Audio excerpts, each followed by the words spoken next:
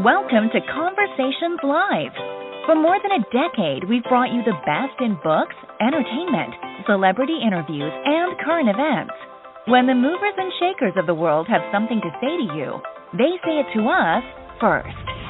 Now celebrating 17 years of broadcasting success, here's your host, Cyrus Webb. And welcome back, everyone, to Conversations Live. I'm your host, Cyrus Webb. Glad you all could join us once again, both for our radio audience in my home state of Mississippi at WYAD 94.1 FM and WYADonline.com. We're glad you all could be with us. Also, those joining us through our friends at iHeartRadio and Amazon Music Podcasts. We're glad you all could be with us as well.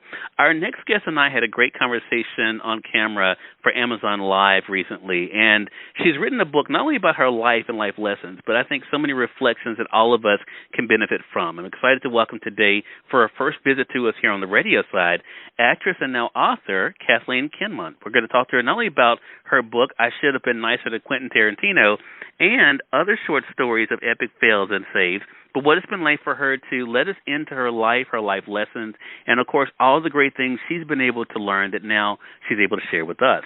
If you guys are just now hearing about Kathleen's book, of course we'll let you know how to get your copy and a special event taking place in July that she definitely wants you guys to be a part of. Kathleen, thank you so much for the time. Really appreciate it. Thank you, Cyrus. It's great to be here. I feel like we're old friends now at this point. We really are. I mean, yeah, I think you and I connected instantly. Isn't that beautiful when that happens? It's always a special kind of unicorn spark or something. Yeah.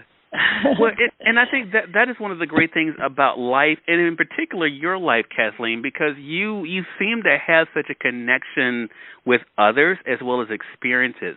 So what has that been like for you to kind of translate, in a sense, in this new book? Well, I think the truth is really for anybody, once you really get to know yourself, that's when you're really open to other people. True. I mean, I think that the more we are comfortable with who we are and when we've done our own homework on ourselves and we're not so much looking at how other people are doing it, but when we really start to reflect on how am I doing it, I think the criticism kind of falls away a bit. We stop being so hard on other people because first we have to stop being so hard on ourselves. And that's really what this book journey was for me. I mean, I think my sequel to my book should be I Should Have Been Nicer to Myself. That's good. The follow-up. But, yeah, I think we all have that one person in our life, maybe a few people in our life that we maybe should have been nicer to, or we felt like we could have done something better, or we wish we could have a redo. And when you kind of walk down that road and look at that moment and see how you feel about it now, perspective changes. So, and you can learn from it and move on and be open to new experiences and new people and new things without stuff holding you back and ever feeling like, oh, well, I blew it then, I'm going to blow it now. So, no. Yeah, and I think, Kathleen, I'm sorry, go ahead, Kathleen. No, I was just thinking about like all of the different athletes right now that are coming out with their truth about mental anxiety and depression, and all of the pressure that these athletes, and I'm talking, like gods, really demigods, and I'm a huge follower of athletes, but we all know we're all kind of in this game of life, and we're all on the field all the time, and we do put pressure on ourselves, and I think it's important that when we can look at people that we think like, oh, they got it so made, that they're so good at what they do, and it's because they've worked really, really hard at it and practiced and practiced and practiced, but yet they still might not feel like they're doing enough, you know, and I think we can all relate to that. We have a lot of compassion now for everybody putting in days and days that feel the same, and we have to keep going forward and stay strong and stay healthy. So ultimately, I mean, I think this book is completely relatable to all people who have ever felt like, oh, I screwed up so bad. How am I ever going to make it better? And that's what this was for me. completely. And I'm so glad you said that, and it kind of goes to a conversation we were having right before we went on the air here on the radio, Kathleen, and that is about the title of the book. I should have been nicer to Quentin Tarantino. You and I in our conversation I was sharing with you earlier, the reason I did not bring up the encounter with Quentin Tarantino in that conversation, because I wanted us to kind of deep dive into it here, because I love the fact what you said about what happens when we meet individuals, and then the thoughts we have afterwards about what may have been different, what may not have been different, and what may have, went in a different direction. Did it just seem obvious for you, Kathleen, as you kind of looked at the totality of your life path that you kind of share in this book, that encounter was one of those things that really made you think about the what if? Yes, and it definitely made me look at people that were unique and had different energy and had something special about them, that everybody has a story to tell. Everybody has something. Everybody's here for a specific reason. And you may not know what that is yet, but to alienate yourself is it cuts off the flow. So when I was 16, really when I was 15, and I decided that I wanted to be an actor like my mom, and I was definitely going into the arts and creative, and I loved stories and storytelling, and I had no problem getting up on stage and performing, and I really just loved it, and the audience and the vibe, and playing somebody different, going into that pretend phase and creation of a character. She was like, okay, well, you got to go to class, because it's a craft and you need to take it seriously. It's not just because, you can look cute in a bathing suit. It's you have to have something else going on. It's a real craft. It's Shakespeare. It's the classics. It's Mamet. It's all these, great playwrights and here in LA, it's film work. So she told me all about the James Best Theater Center, which was here in Toluca Lake. I'm from Los Angeles, born and raised in the Valley here, and it was a bike ride away. So I got on my bike, rode over there, gave them a check, and it was an acting studio of primarily adult actors, recognizable PG actors, really. I mean, there was, quite a few people that I knew from Simon and Simon and, shows like that. And there was this guy in the back. He was 18, 19, another teenager, and he had a yellow legal pad, feverishly writing. I don't know. It looked like he was creating a bomb or something, but he had some serious frenetic energy that I wasn't used to, and I was just so intimidated by just being a kid and on my bike and whatever. And pretty much out of the bat, it was like he wanted to, he came up to me and said, I think we should do a scene together. We're like the kids in here. We should do a scene. I'll write a kissing scene for us. And I was just like, eek, just completely Pepe Le Pew moment of I just was in like a deer in the headlights and really didn't know how to respond. I'm like, I'm just trying to learn how to play a screwed up teenager here. I don't really have the capability to do a love scene yet. Right, right. I was just so uncomfortable and completely just shook to my core. So I told the teacher, the coach at the time, Jack Lucarelli, I said, I'm just really not comfortable. Just keep me away from him. Put me in with the adults. I'm comfortable playing the screwed up teenage daughter, but I'm not ready to play somebody's girlfriend yet. I just wasn't ready. And he was in the class for like a year, and then he probably went off to go write Reservoir Dogs and become Quentin Tarantino. And, and I didn't really know who he was. Nobody really knew. And 2 or 3 years later, it was like, wow, that guy Quentin, he's making movies.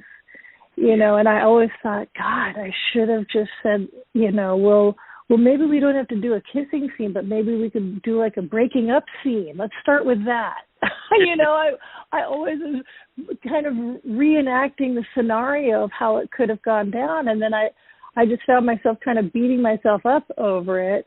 And then when I met him at a DGA, the Directors Guild, the Film Awards, he was up for Inglourious Bastards, and Catherine Bigelow won that night for The Hurt Locker. And I told my friend Tanya McKiernan, who I was with, I said, I would really love to write a book called I Should Have Been Nicer to Quentin Tarantino. And she said, that is so funny. You must.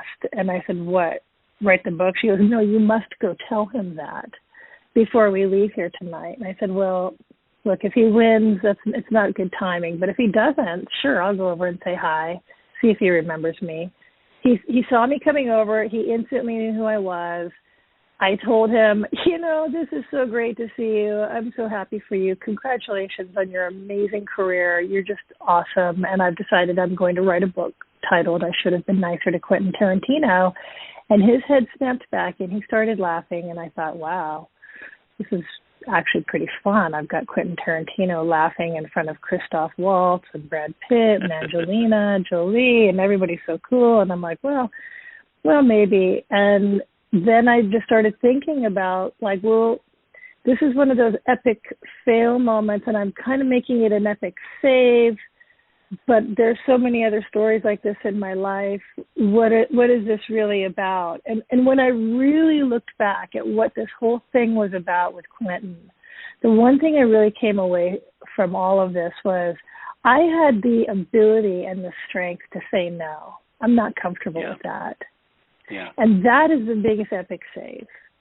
And this whole time I was thinking, oh, God, we could have been friends. I could have worked with him on all of his movies. He's super loyal. He loves people and all that, and I'm like, no, you know what? I had the impetus and the truth to myself to say, I'm not comfortable with that. Yeah. And I was like, why have I been beating myself up about that? I'm really proud of myself, actually. Yeah. No, yeah. I mean, in this, the last 3 years where we've been experiencing a tsunami of change with #MeToo, Black Lives Matter, bring on the gay pride, all of the stuff, that everything that is so valuable and so necessary for people to stand up and have a voice. This is what this book is about. Yeah. It was like I got my voice. And I wouldn't have even really gone down that road. I was like, oh, it's a funny, cute little title, colloquialism, phrase, whatever you want to call it. Oh, I should have been nicer to Quentin Tarantino. I should have been nicer to a few other people too, maybe. But what did I learn from that? Yeah. It's like, wow. What I really did learn is like, wow. Look for the person in the room that is really unique and kind of, different. That might be the most talented human in the room. You might want to be friends with that person. Right. Anyway. Right. So, there was a lot to be learned from that. And I think, too, to another point, Kathleen, what I took away from this experience, and even from our previous conversation for Amazon Live, is that, what you just said is so powerful. But unfortunately, when we look at the world in 2021, look at how difficult it is for people to do that, to stand up for themselves, to be willing to do what's right for them instead of what they think will further their career and their ambitions.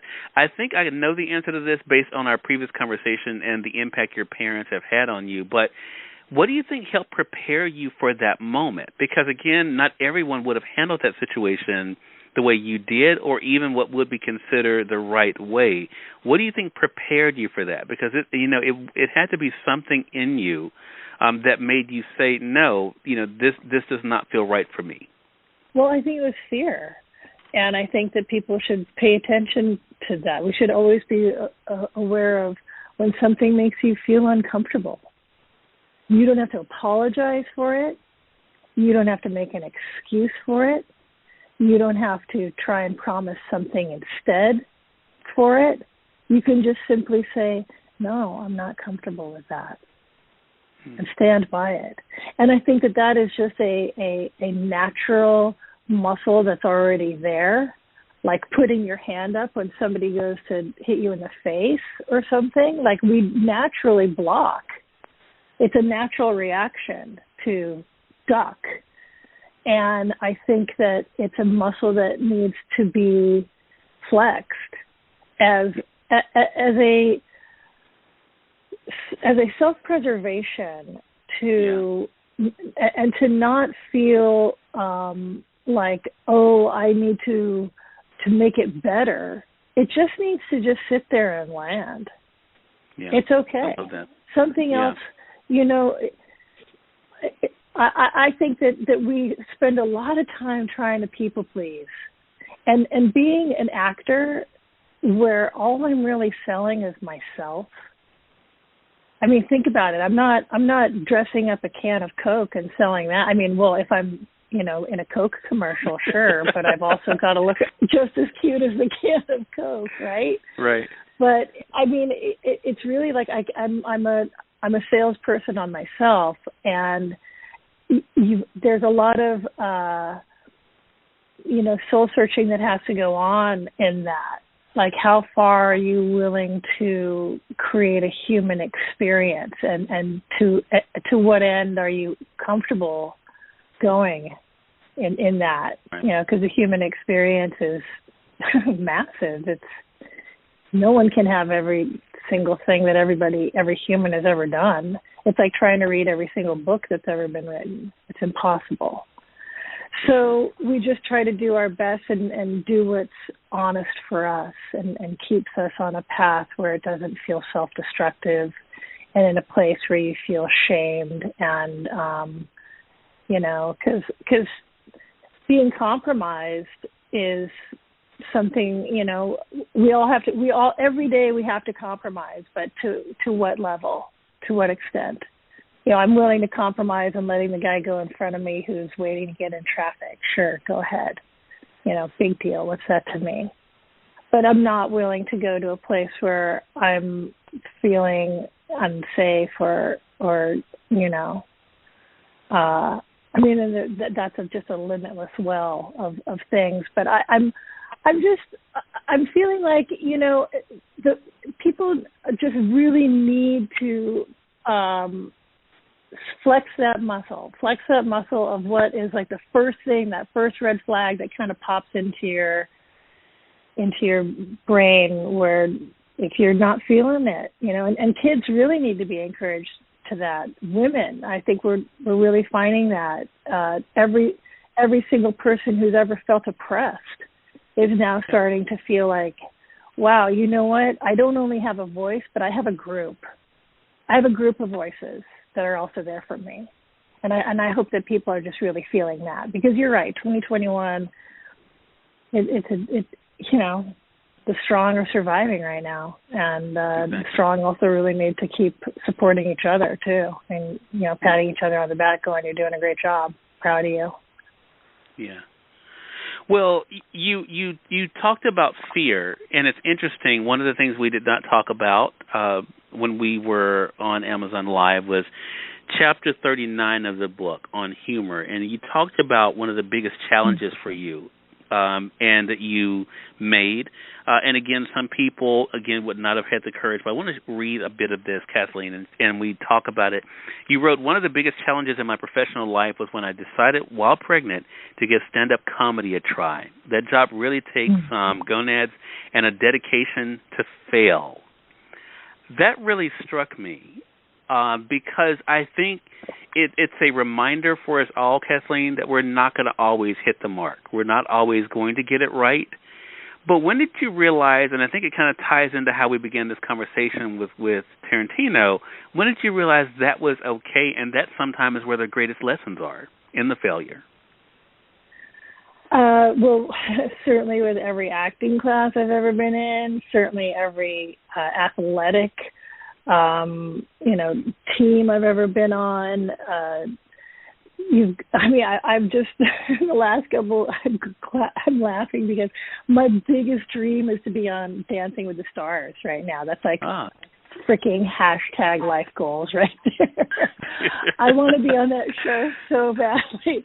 I just think it's so amazing because ballroom dancing is incredibly difficult because, well, for me, I'm a 5'10" female who's usually just on the dance floor dancing by myself, and I'm so freestyling and free-spirited and you know, white girl, really trying to find the rhythm, and I've never really followed anybody, and I learned how to ballroom dance, which was amazing, and that's just like so much failing, but it's, you know, lessons are from trying. You're not gonna, you can't hit a home run if you don't swing. Yeah. You just stand there and just wait to get walked every single time you get up to plate. Chances are you might just, you know, strike out. I mean, but you'll never hit a homer. I mean, doesn't that, we all want to swing at the bat. So, you know, you might swing and just duff it, or just, you know, or you hit it really hard and somebody just snags it right at shortstop, you know, it doesn't even hit the ground and you're just like out. But like at least you made connection and you're like, oh my God, that felt so good. So it's just those things where you're like, I just want to keep trying. I think that, you know, people say retirement is like, you know, the death of a human, because what are you going to do now?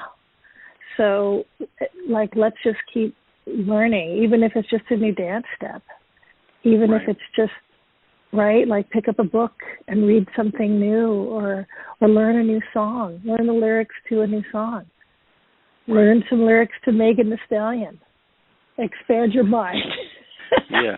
Yeah.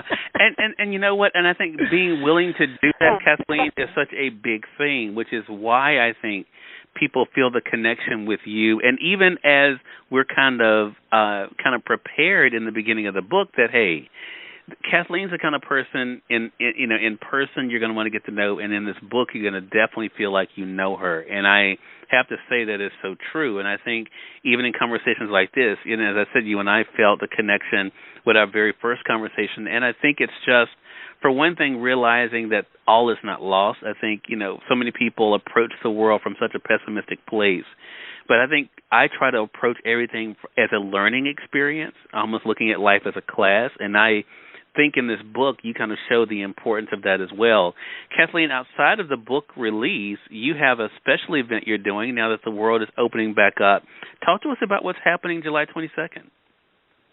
July 22nd. Well, first of all, thank you, Cyrus. I really appreciate your beautiful words of support and love. You are an exceptional person, and I'm really, really so happy that we've met, and I so hope that you get to be there for this event. July 22nd, we are having a coming out of Quarantino re-release book party. Since I never got to actually have one, I had one on Instagram, but now we're going to have a live event at the Iliad, which is an iconic bookstore here in North Hollywood. It's been around for 33 years. It's a mom and pop shop. It's so beautiful. Walking into this bookstore is like walking into Aladdin's lamp of books. It's so beautiful. You just want to curl up in a corner and just read all day long. And it's going to be an outdoor event, which will, you know, because we're still kind of coming out of a pandemic, but the books will be sold there from 4 to 6. It's a Thursday evening, and then I'm having a little VIP party for all my pals to show that we've actually, you know, we're out. LA is, you know, celebrating literacy and friends and family who write books, and yeah, I'm really excited to have a little party. So that's happening, and I hope to see you there. Hope everyone can come. So yeah, it'll be fun, and it's really great to feel hopeful about life, because every day babies are born. You know, and you want to feel like they got an opportunity too to have the golden age. And I love this show right now. I've been binging The Kaminsky Method with Michael Douglas and Alan Arkin and all the brilliant actors, Nancy Travis and Kathleen Turner, and it's just such a great show. And you know, when people get older, they just start talking about like how great it was before, you know, and life is just so great right now. If you're alive and you're breathing and, you know, you're however it is for you, if you're surviving right now and you know, helping somebody else, helping yourself, taking care of an animal, taking care of a child, taking care of a home or a partner or whatever, just doing you, you know, there's a lot to be appreciated about that. This is a very special life we have, and it's not over. The world is not imploding. And we have so many opportunities to change stuff. Angelina Jolie just did this incredible Nat Geo shoot with the bees. I don't know if you saw this thing, but no.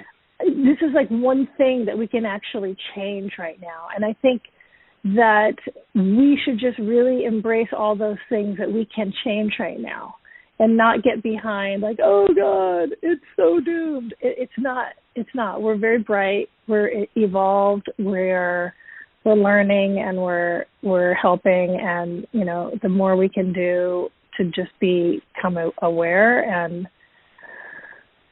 you know, embrace what we have, it's going to be good. We got these Gen Zs, like, that are hot on our tails right now to fix some stuff. I'm all down for it. Yeah. And it just shows, again, there's work for all of us to do. Again, everyone, Kathleen Kinmont has been our guest. The book is I Should Have Been Nicer to Quentin Tarantino and Other Short Stories of Epic Fails and Saves. It's available through our friends at Amazon.com, both in print, the Kindle edition, and the Audible, which Kathleen reads herself. So definitely make sure you guys take advantage of that. And Kathleen, how can they stay connected with you? Oh, I'm going to give you my private line. And also Instagram. Yeah, definitely. Follow me on Instagram, and I check my DMs all the time. So thanks, you guys. Thank you very much for your support. Really appreciate it. Everybody stay safe out there. Kathleen, thank you so much for this time. I appreciate you being so gracious with your time with us today, and looking forward to our next conversation and seeing you next month. Yes, perfect, Cyrus. I'll see you then. Thank you. All right. You're more than welcome, and we thank your audience for tuning in to another great segment of Conversations Live. Until next time, I'm your host, Cyrus Webb, saying as always, enjoy your day, enjoy your life, enjoy your world. Thank you all for choosing Conversations Live, and let's go make today amazing. Take care.